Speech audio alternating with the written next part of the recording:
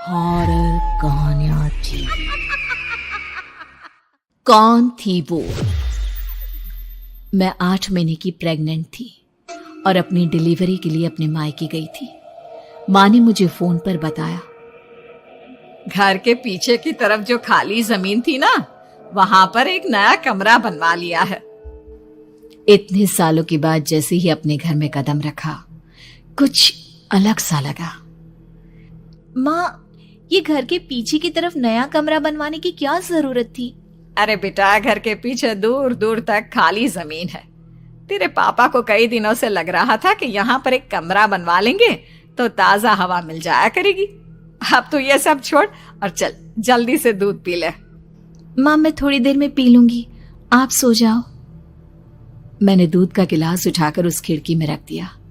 पता नहीं कब आंख लग गई। अचानक से खिड़की के पल्लों के खड़कने की तेज आवाज आई। दूध का गिलास धड़ाम से जमीन पर आ गिरा। जमीन पर गिरते ही दूध का रंग लाल हो चुका था।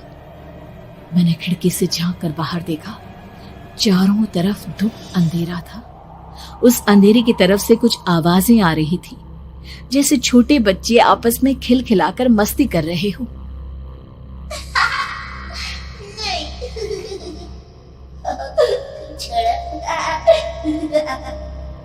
इतनी रात को इतने घनघोर अंधेरे में बच्चों की आवाज कैसे आ रही है? घड़ी में वक्त देखा तो ठीक 12 बजे थे। देखकर मैं सन्न रह गई। बुरी आत्माओं और भूतों की कई कहानियां मैं सुन चुकी थी। वक्त भी कुछ ऐसा ही था। ऊपर से मैं प्रेग्नेंट। सुना था कि ऐसे वक्त में अक्सर बुरी आत्माएं औरतों का पीछा करती है, तो क्या मेरे पीछे भी? पसीने से तरबतर बड़ी मुश्किल से, जैसे कांपते हाथों से मैंने उस खिड़की को बंद किया।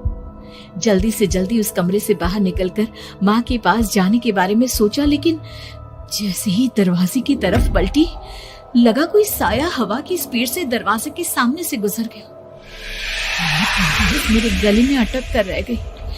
मैं जोर से चीख कर माँ को बुलाना चाहती थी, लेकिन वो आवाज खुद मेरे कानों तक नहीं पहुंच पा रही थी। तो माँ तक कैसे पहुंचती?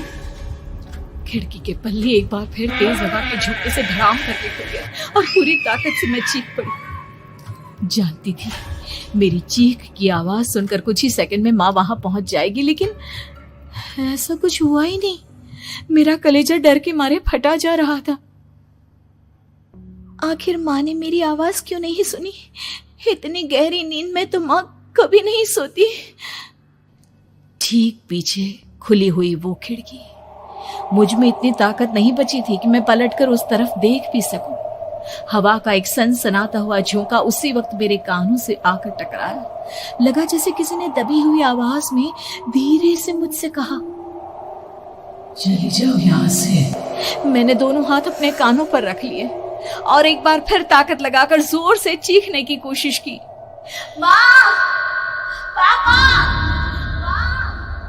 मेरी आवाज उस कमरे की दीवारों से टकराकर वापस मुझे ही सुनाई दे रही थी। जितनी ताकत के साथ मैंने चीखने की कोशिश की थी, कुछ ही देर बाद उससे कहीं ज्यादा तेज और दर्दनाक चीख मुझे सुनाई देने लगी। कि आवाज ठीक मेरे पीछे खिड़की से आ रही थी। वो आवाज मेरे कानों में पिघलते हुए लोहे की तरह गिर रही थी। उन आवाजों में हैवानियत थी।